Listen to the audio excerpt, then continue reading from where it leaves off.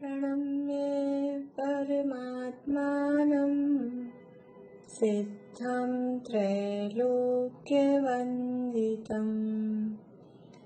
स्वाभाविकचिदानन्द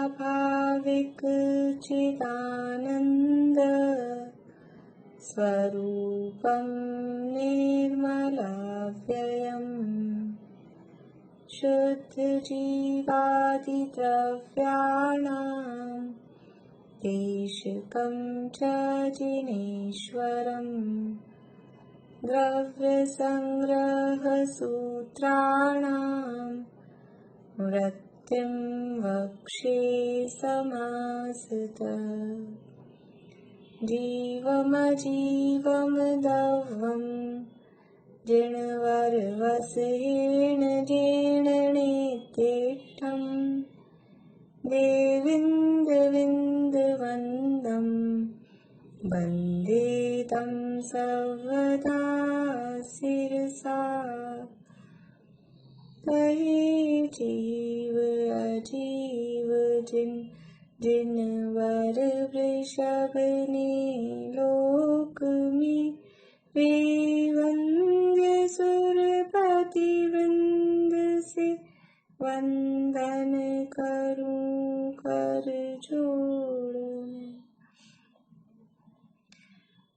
मिच्छो सासण मिस्सो अविरद सम्मोय देश विरदोय विरदापमत इदरो अपोवाणी अट्ठिसो मोय ओव संत खीण मो सजोग केवल जिनो अजोगीय 14 गुण ठाणाणीय कमीण सिद्धायणा दव्वा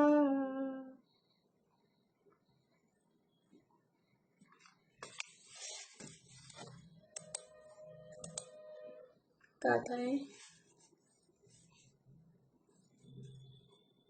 चलिए दो गाथाएं बोलिए आप लोग। रेखा अभी आप शुरू करिए।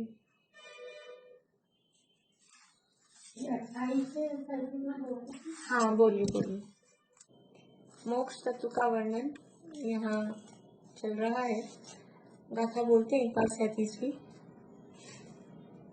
सवस कामणो जो कहे दुआपणो परिणामो नेयो स्वभाव मुखो दव विमुखो यकम भावो।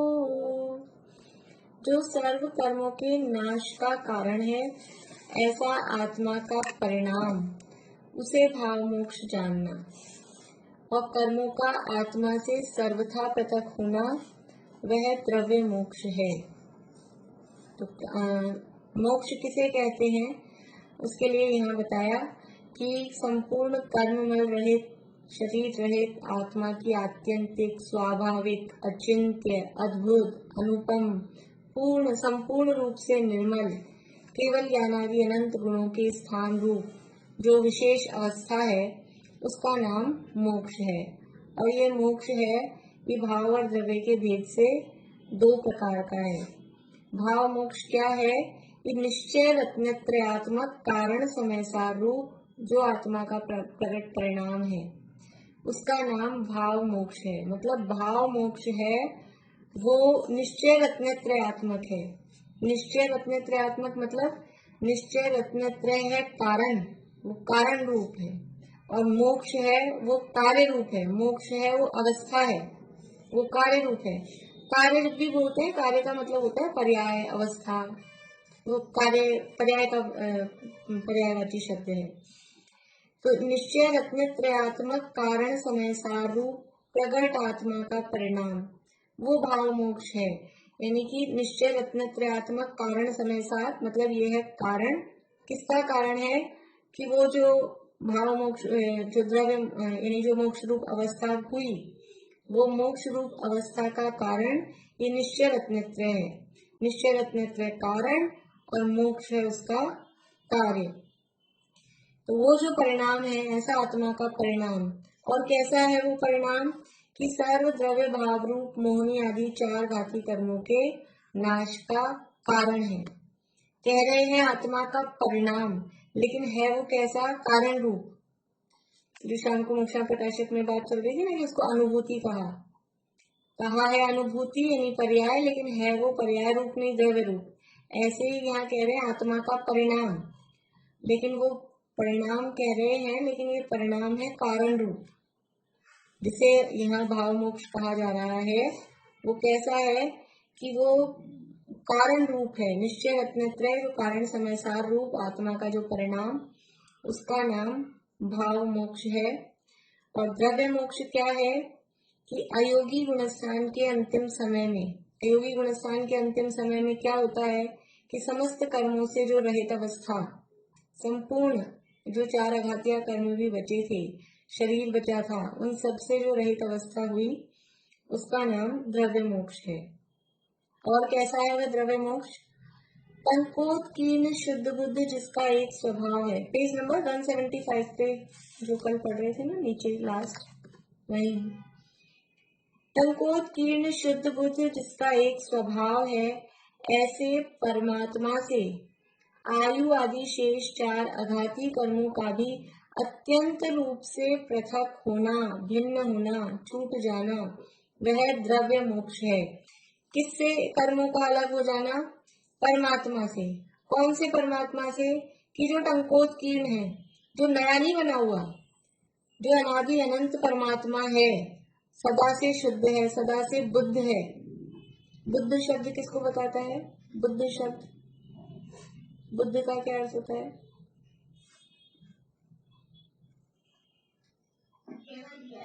हाँ, बुद्ध शब्द का अर्थ ज्ञान, और मुख्य यहाँ केवल ज्ञान। शुद्ध बुद्ध यानी शुद्ध है, अर्थात वीतराग है, शुद्धता है, वो राग द्वेष से रहित करने को बता रहा है। और बुद्ध है वो सर्वज्ञता को, वीतरागता और सर्वज्ञता, ये स्वभाव है ना, वीतराग विज्ञान, ये हमारा स्वभाव है। 3 भुवन में सार, वीतराग विज्ञानता। तो वीतरागता है ये शुद्ध, और सर्वज्ञता या विज्ञानता कहें, वो है बुद्ध। तो शुद्ध बुद्ध एक जिसका एक स्वभाव है, और कैसा है वो? टंकोत्कीर्ण है। ये स्वभाव ऐसा नहीं आज है कल नहीं रहेगा, कल था आज नहीं है, ऐसा मिट जाए किसी से, कितने ही कर्मों का आवरण आ जाए, कितनी हीन से हीन अवस्था हो जाए, लेकिन ये जो शुद्ध बुद्ध स्वभाव है, ये पंकोत्कीर्ण है। इस स्वभाव का कभी अभाव नहीं होता। यदि स्वभाव का अभाव हो जाए तो वो जीव से जड़ हो जाए, लेकिन जीव कभी जीव से जड़ नहीं होता, चेतन से अचेतन नहीं होता। ऐसा ये टंकोत्कीर्ण स्वभाव है, जो शुद्ध बुद्ध स्वभाव है। और परद्रव्य का कोई प्रभाव, ऊपर ऊपर प्रभाव दिखता है, लेकिन अंदर जाके देखें तो द्रव्य में, उसके स्वभाव में कुछ फर्क नहीं पड़ता। ऐसा वो टंकोत्कीर्ण, टंकोत्कीर्ण समझ में आता है कि जिसमें एक घन शब्द भी बोलते हैं। आत्मा कैसा है? ज्ञान का घन पिंड। घन किसे कहते हैं? घन कहते हैं एकदम ठोस वस्तु, ऐसा ठोस कि जिसमें कुछ प्रवेश नहीं कर सके। आप कील को ठोकना चाहो ना उसमें, तो वो कील मुड़ जाए, हथौड़ा मुड़ जाए, लेकिन वो इतना ठोस कि उसमें कुछ नहीं हो। तो वो घन ठोस, ऐसा टंकोत्कीर्ण, टाकी से उकेर दिया, आप कुछ करके उसको मिटा नहीं सकते हो। उकेर दिया तो उकेर दिया। तो ये तो उकेर दिया, हम बोले नया उकेरा है, लेकिन ये तो अनादि अनंत ऐसा शुद्ध बुद्ध टंकोत्कीर्ण अनादि से ही है, ऐसा इसका स्वभाव है। ऐसे परमात्मा, परमात्मा मतलब कारण परमात्मा, परमात्मा मतलब मंदिर में विराजमान भगवान नहीं, इस देह देवल में जो अंदर भगवान विराजमान है, कारण परमात्मा में स्वयं। ऐसे परमात्मा से आयु आदि शेष 4 आघाती कर्मों का भी अत्यंत रूप से पृथक होना, अत्यंत रूप से पृथक होना मतलब सर्वथा बिल्कुल किसी भी तरह से, किसी भी रूप में अब उससे कोई संबंध संपर्क किसी भी रूप से नहीं रहा, कभी होगा नहीं, ऐसा नष्ट हुआ है कि अब दोबारा कभी उनसे संबंध नहीं होगा। इसका नाम है अत्यंत रूप से पृथक होना, भिन्न हो जाना, छूट जाना, वह द्रव्य मोक्ष है। इस तरह से ये मोक्ष दो प्रकार का कहा, एक भाव मोक्ष और एक द्रव्य मोक्ष। भाव मोक्ष है निश्चय रत्नत्व स्वरूप अपना जो कारण समय सार भगवान आत्मा है उसका प्रकट परिणाम, वो भाव मोक्ष है। और जो द्रव्य मोक्ष है वो संपूर्ण कर्मों से रहित जो अवस्था है 24 गुण स्थान के अंत में संपूर्ण कर्मों से रहित अवस्था, उसका नाम द्रव्य मोक्ष है।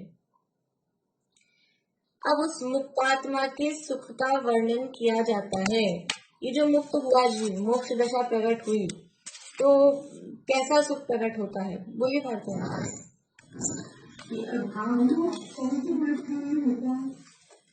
देखिए भाव मोक्ष यहाँ तो जो कहा है ना वो 13वें गुण स्थान में कहा है, 4 क्षत्रिय कर्मों का अभाव होने पर ऐसा कहा ना। लेकिन वैसे हम देखा जाए श्रद्धा की अपेक्षा से तो चौथे गुण स्थान से भाव मोक्ष प्रकट हो जाता है। श्रद्धा अलग अलग अपेक्षा से कहना पड़ेगा, श्रद्धा अपेक्षा मोक्ष चौथे गुण स्थान में हो गया है। चारित्र अपेक्षा मोक्ष कहेंगे तो 10वें में भी कहते हैं, और वो चारित्र की पूर्णता वो 14वें गुण स्थान के अंत में भी है। वो चारित्र में अलग अलग अपेक्षा है। तो कल 4 प्रकार के मोक्ष हमने देखे थे, दृष्टि मोक्ष, मोह मुक्त, जीवन मुक्त और देह मुक्त। अलग अलग अपेक्षाओं से मोक्ष की बात है। यहाँ पर अनंत भगवान को मुक्त जीव के अंतर्गत लिया है, तो वो 13वें गुण स्थान से मोक्ष को यहाँ माना है। वास्तव में तो जो एक्चुअल में जो मोक्ष कहा जाता है वो तो समस्त गुण स्थानों से रहित अतीत यानी सिद्ध भगवान को ही मोक्ष कहा जाता है। ये अनंत भगवान को भी मुक्त कहना यह अपेक्षाकृत कथन है, वो अपेक्षा लगाई है। जब कभी हमको कोई अपेक्षा ऐसी होती है तो उनको संसारी भी कहते हैं, गुण स्थानों में है 13वें 14वें गुण स्थान में है, इसलिए उनको संसारी भी कहते हैं। तो जब जैसा प्रयोजन हो उस तरह से कथन किया जाता है। बोलिए निशान। मैं 4 लाइन मोडेल सुना रही हूँ। शुद्धात्मा स्वभाव उत्पन्न होकर कभी नष्ट नहीं होता, इसलिए उनके उत्पन्न सर्वज्ञ करना प्रकट हुआ, उत्पन्न हुआ, वह अब नाश को प्राप्त नहीं होगा, इसलिए उनके विनाश रहित उत्पाद है। अर्थात उत्पाद हुआ वह विनाश रहित उत्पाद हुआ, अब वह विनाश को प्राप्त नहीं हुआ। और विभाव परिणाम विकारी दशा एक बार सर्वथा नाश को प्राप्त होने के बाद फिर कभी उत्पन्न नहीं हुई।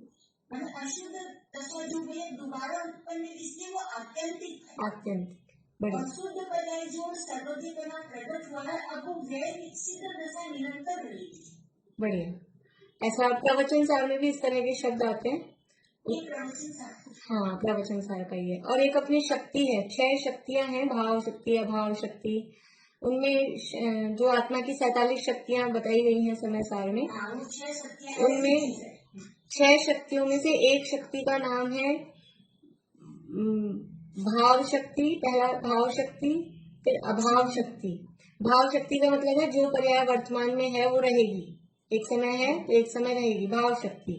और अभाव, हाँ, और अभाव शक्ति का मतलब क्या है कि जो वर्तमान में नहीं है उसका अभाव है, जो वर्तमान में है उसका सद्भाव है भाव, और जो अभी नहीं है उसका अभाव है।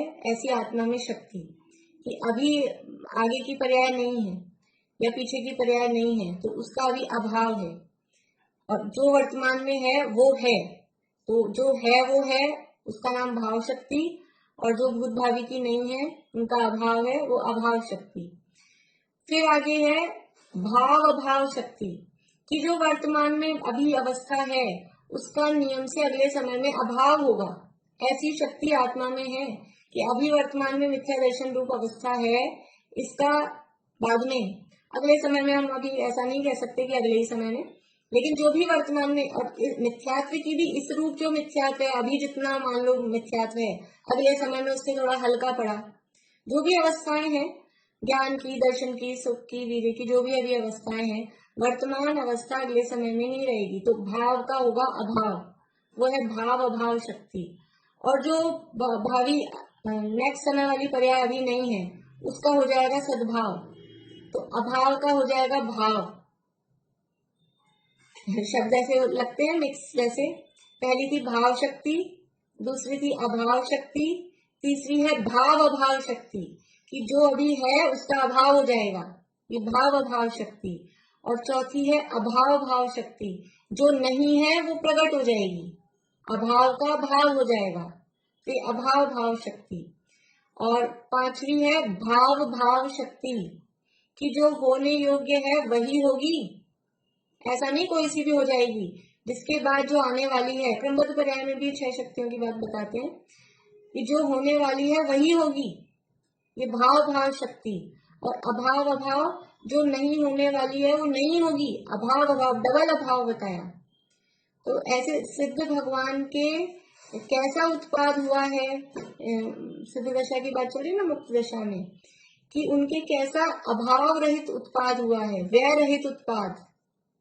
व्यय रहित उत्पाद मतलब ये जो सिद्ध दशा प्रकट हुई है वो 6 शक्तियां हैं, वो पर्याय की अपेक्षा से कहीं, और ये जो सिद्ध दशा स्थूल पर्याय को ले रहे हैं, तो ये जो सिद्ध दशा प्रकट हुई है, इस सिद्ध दशा का कभी नाश नहीं होगा, आत्यंतिक विनाश हुआ कर्मों का, तो सिद्ध दशा का कभी नाश नहीं होगा, इसलिए व्यय रहित उत्पाद। अपने कुछ 14वीं गाथा में भी इस तरह की बातें आई थी, जिनमें कम 8 गुणा वाली बात थी ना, उसमें भी कुछ इस तरह इसी तरह के प्रकरण आया था।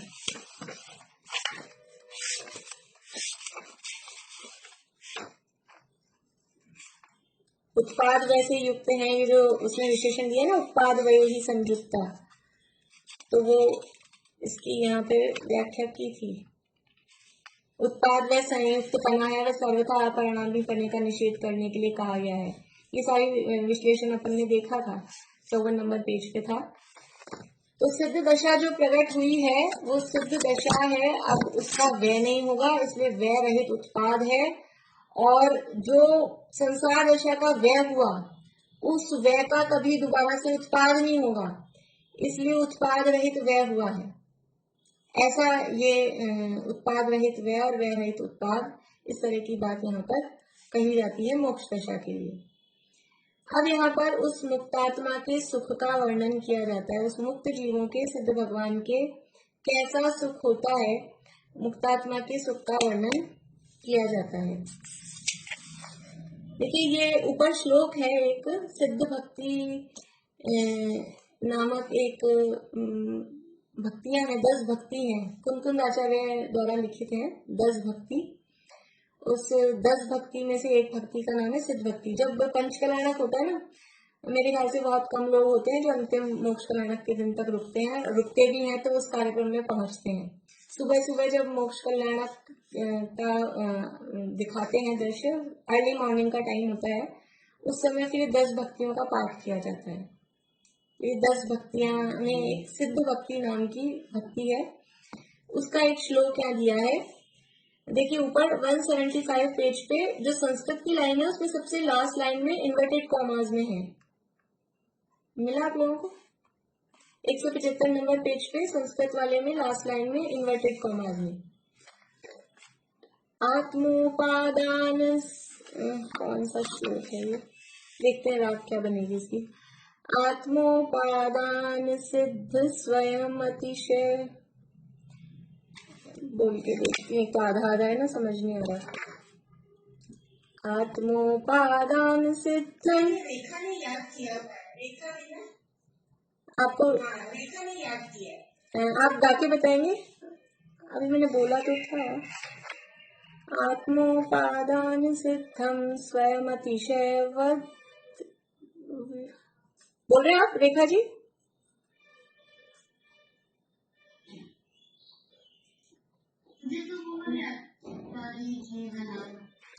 हाँ हाँ शायद वो है।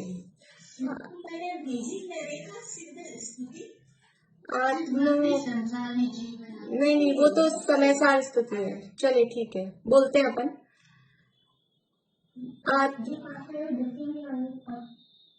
175 नंबर पेज पे ऐसे कंटिन्यूशन में लिखा हुआ है, लास्ट लाइन में इन्वर्टेड कॉमास में, आधा इस पेज पे है, फिर बाकी का अगले पेज पे है, तो इसीलिए एक्चुअल में राग समझ नहीं आ रही है। देखते हैं, बोलते हैं।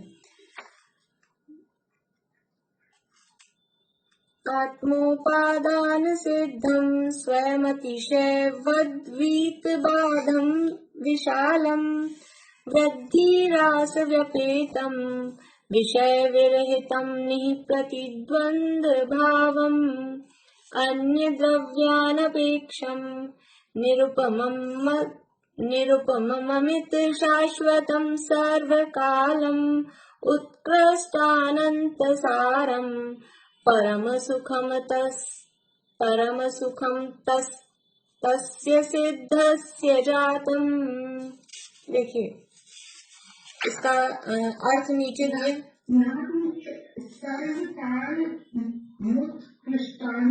सर्वकालम उत्कृष्टानम, कालम और उत्कृष्टालम तो वो मुंह बन गया, कालम उत्कृष्टानम तो वो रुकना था ना, इसलिए वो उत्कृष्ट करके बोला मैंने। देखिए मैं फिर से बोल के बताती हूँ शब्द आपको। आत्मोपादान सिद्धम, आत्मा के उपादान से सिद्ध, नीचे अर्थ भी देख सकते हैं, सबसे नीचे वाली लाइन है हिंदी के अर्थ में। आत्मोपादान सिद्धम, आत्मा के उपादान से सिद्ध। स्वयं अतिशयवत यानी स्वयं अतिशयता युक्त। शब्द क्या है? स्वयं अतिशय, म पूरा दिख रहा है, उसमें से मैं आधा है, अ है पूरा, अतिशय निकलेगा। स्वयं अतिशयवत यानी स्वयं अतिशयवान है। फिर वत में से ही वापस से वीत बाधम, समझ में आ रहा है वीत बाधम कहां से निकला? ये जो वत शब्द है, स्वयं अतिशय वद वीत बाधम, ऐसा लिखा है, ऐसा लिखा है। तो यहाँ ये स्वयं, यहां से निकलेगा अतिशय, ये है स्वयं। फिर स्वयं अतिशय वत, ये वत है और इस आधा तय है और उसके बाद में वापस से वह है, तो वीत बाधम। वीत बाधम मतलब बाधा से रहित। अभी अर्थ करेंगे, अभी तो केवल शब्द देख रहे हैं अपन। आत्मोपादान सिद्धम, आत्मा के उपादान से सिद्ध। स्वयं अतिशयवत यानी स्वयं अतिशयवान। वीत बाधम यानी बाधा से रहित। विशालम, विशाल, अगले पेज पे 176। वृद्धि रास व्यपेतम, वृद्धि और ह्रास से व्यपेत यानी रहित, हानि वृद्धि से रहित। विषय विरहितम, विषयों से रहित। निहि प्रतिद्वंद भावम, प्रतिद्वंद यानी प्रतिपक्ष भाव से, निहि यानी रहित, प्रतिपक्ष भाव से रहित। अब कोई प्रतिपक्षी भाव नहीं रहे। जैसे संसार अवस्था थी तो ज्ञान का प्रतिपक्षी ज्ञानावरण, दर्शन का प्रतिपक्षी दर्शनावरण, ऐसे प्रतिपक्षी भाव थे। अब वो निहि प्रतिद्वंद भावम यानी प्रतिपक्ष से रहित हो गए। अन्य द्रव्यान अनपेक्षम, अन्य द्रव्यों की अपेक्षा से रहित, अन्य द्रव्यों से निरपेक्ष। अन्य द्रव्य अनपेक्षम, अन्य द्रव्य अनपेक्षम, अन्य द्रव्यों की अपेक्षा से रहित। निरुपमम, उपमा से रहित। अमितम, ये निरुपमम में दो दो मैं दिख रहे हैं, तो एक तो मैं निरुपमम उस पे अनुस्वार है और फिर अमितम का ए मिलके वो पूरा हो गया। निरुपमम और अमितम। शाश्वतम, अमित का अर्थ है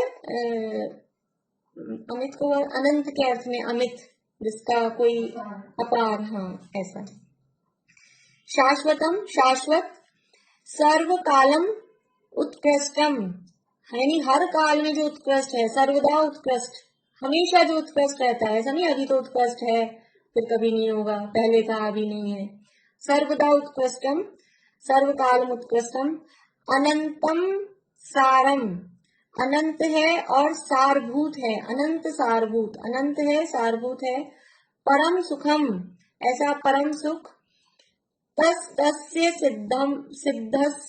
सिद्धम्य जातम, ऐसा वो सुख, तस्य यानी वह, तस्य यानी उन सिद्धों को, सिद्ध दशा में, जातम यानी होता है, या सिद्ध दशा, सिद्ध जीव उस सुख को, जातम यानी प्राप्त होते हैं।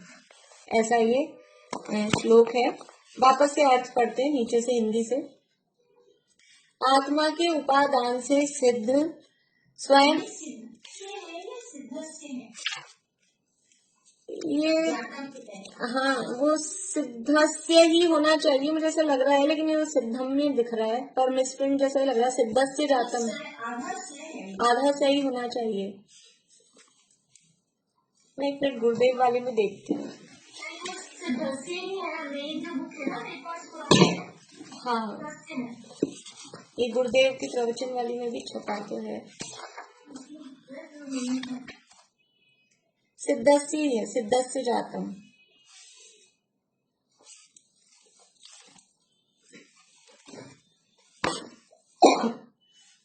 सॉरी, सिद्धस्य कर लीजिए इसको।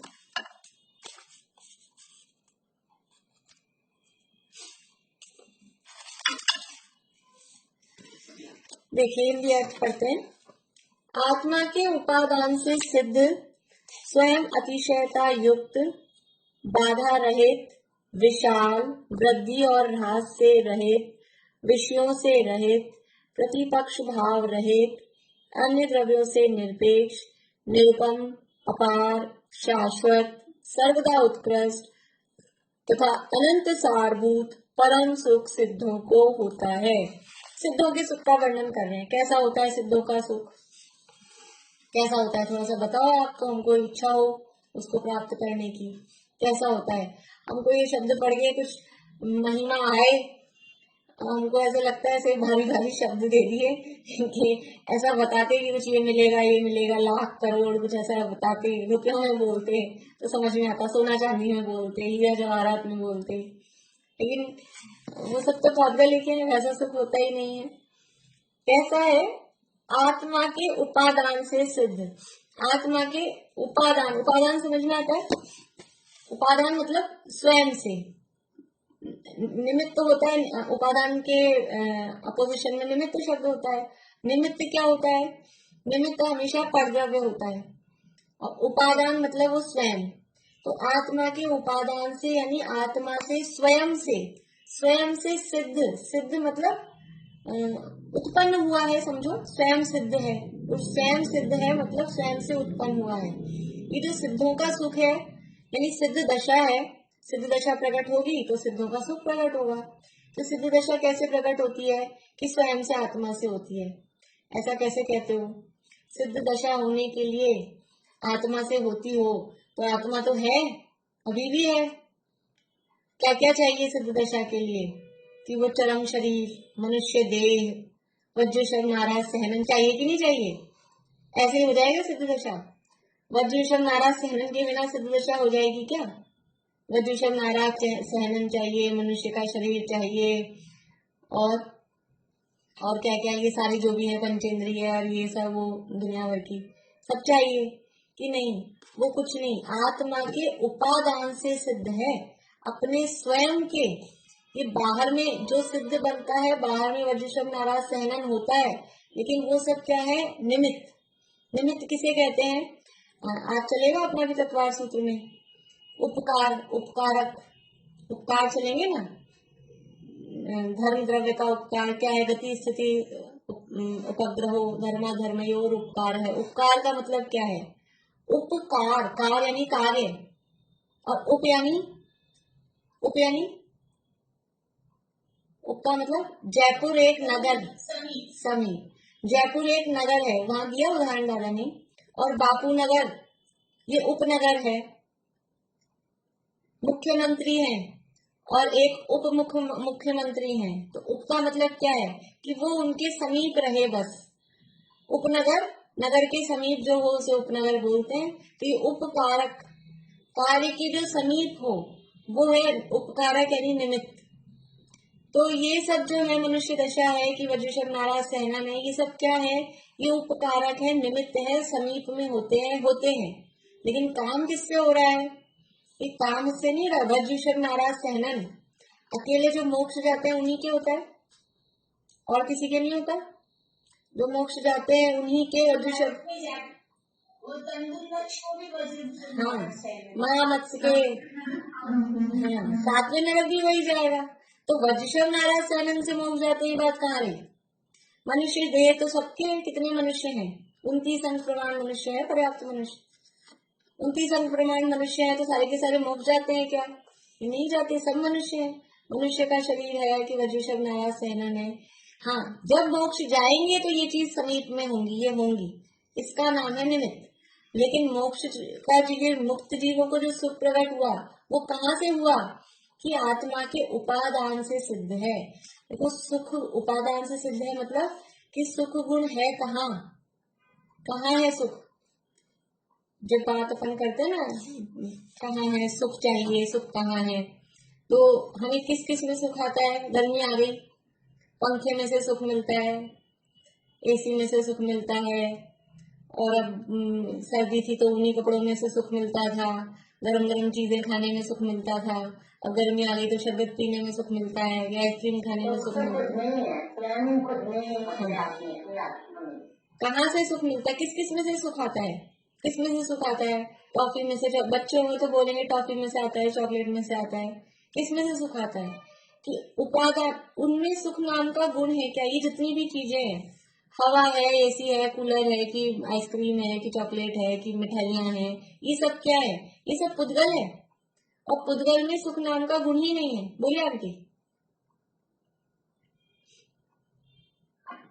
समस्या आता ना, सुख शांत से ज्ञान सागर आत्मा भ्रम की चादर हटाकर सर्वांग प्रगट आत्मा इसे लोक के भक्त जन सन एक साथ नहाइए, अपनाइए, इसमें मगन हो जाए। मतलब अपने अंदर से जाना है ना। बढ़िया बढ़िया। ये जो अंदर यहाँ है ना, ये क्या है? सुख शांत रस से लबालब है ज्ञान सागर आत्मा। ये सुख के सागर से भरा हुआ कौन है? रसगुल्ले में सुख नहीं भरा, चाशनी तो भरी है, चाशनी तो भरी है उसमें, लेकिन सुख नहीं भरा। नमकीन में नमक मिर्ची भरी है, लेकिन सुख नहीं भरा। किसी को नमकीन में से सुख आता है, किसी को खटाई में से सुख आता है। तो वो उनमें वो तो है, पौद्गलिक तो है, पौद्गलिक वस्तुएं हैं उसमें, लेकिन सुख नहीं भरा, क्योंकि सुख नाम का गुण ही उसमें नहीं है। जिसमें सुख नाम का गुण होगा उसी में तो सुख आएगा। बड़े पंडित साहब का एक प्रवचन सुना था, उसमें उन्होंने कहा स्त्री में से सुख आता है, शादी करी, स्त्री में से सुख आता है। स्त्री में से तो आता है ना सुख, रसगुल्ला, गुलाब जामुन, पंखा वंखा, ये तो पुद्गल है, पर स्त्री तो चेतन है ना, उसमें से तो सुख आता है ना, वो तो जीव है ना, उसमें तो सुख है ना, कि उसमें मेरा सुख उसमें नहीं है। स्त्री में से सुख आता है तो उसका सुख उसमें, मेरा सुख उसमें से नहीं आएगा। मेरे सुख से भरा हुआ तो मैं स्वयं ही हूँ, जड़ द्रव्यों से तो आता ही नहीं है। और जैसे जड़ द्रव्य पर पदार्थ हैं, वैसे ही अन्य अचेतन भी पर ही है, बिल्कुल उसमें से भी अपना सुख नहीं आएगा कहीं भी। तो अपने सुख का ये जो मुक्तात्मा के सुख प्रकट हुआ, ऐसा अनंत अतीन्द्रिय, वो कहाँ से प्रकट हुआ? कि स्वयं से ही आत्मा के उपादान से सिद्ध है, अपने अंदर भरा हुआ है।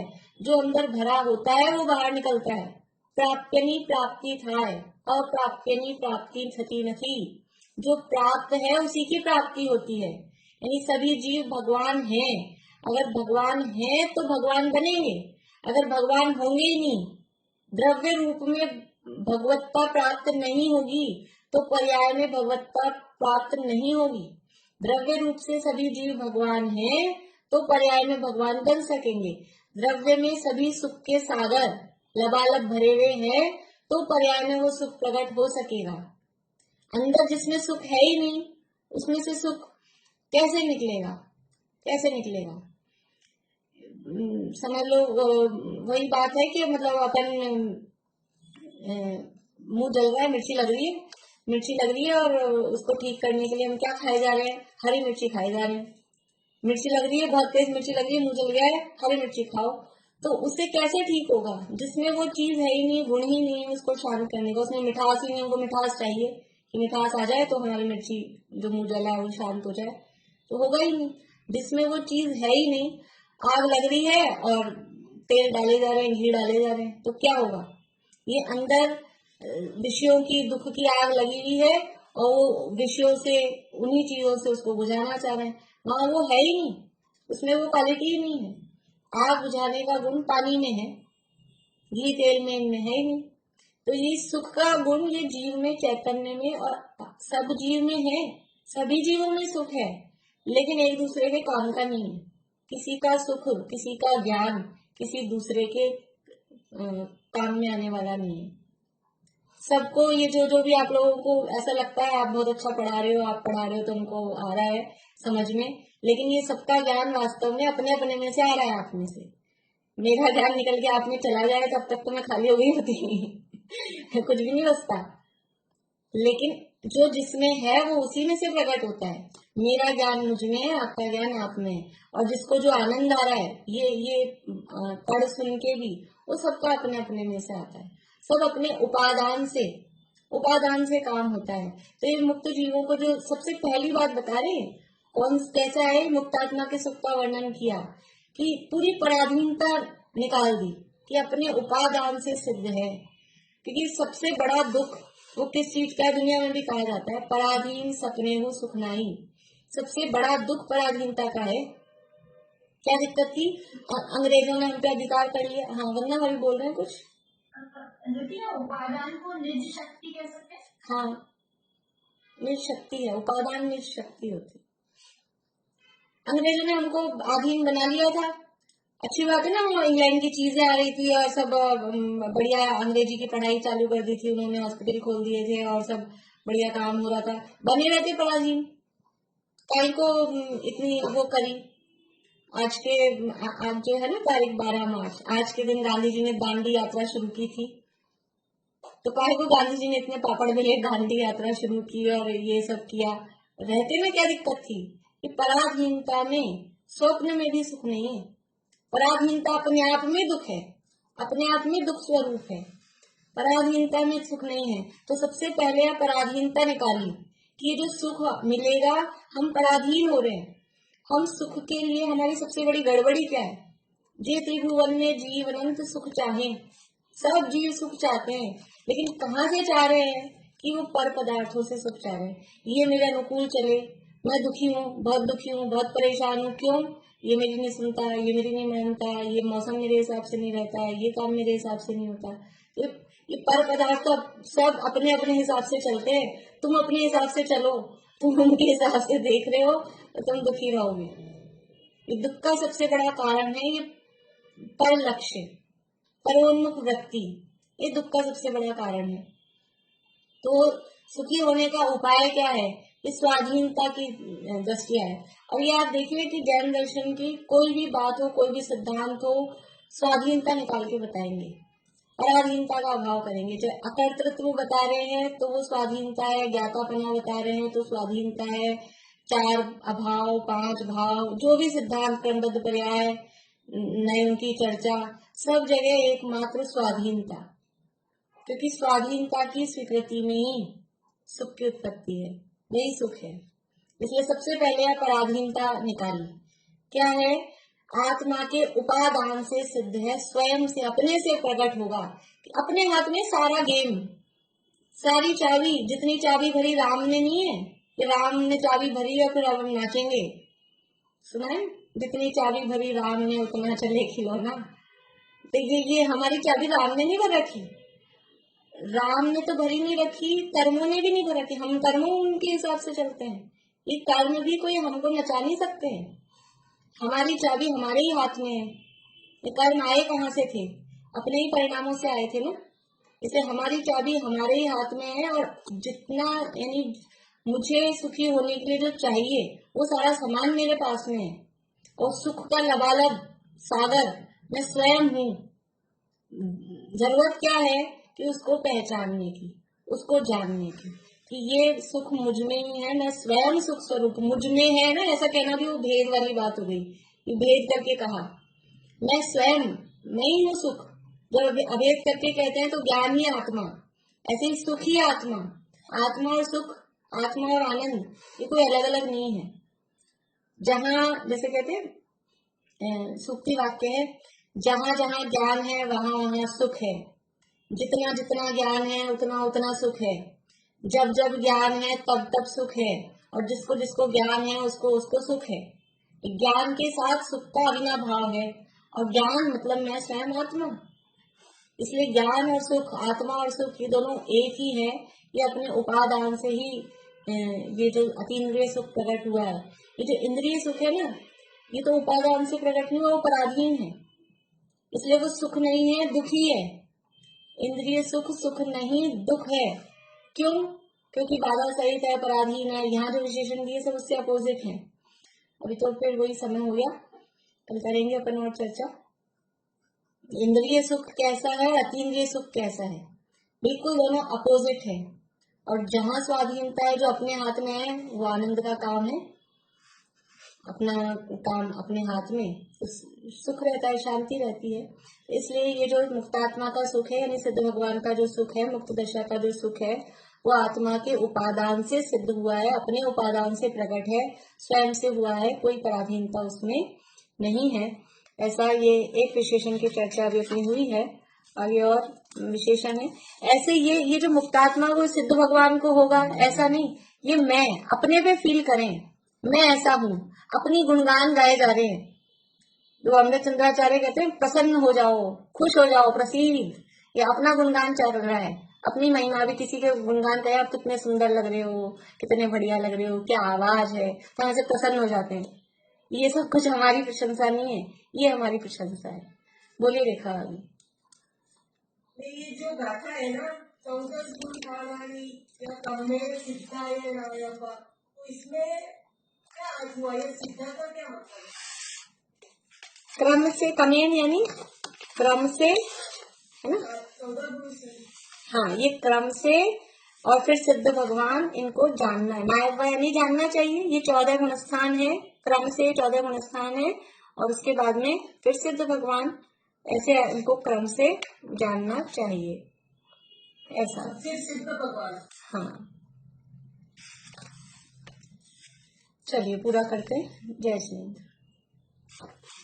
मैं सुना दूंगी, मैं लेट हो गई यार, थोड़ा कोई बात नहीं, बाहर चली गई थी, फिर आई तो आपका ये चालू हो गया। कोई बात।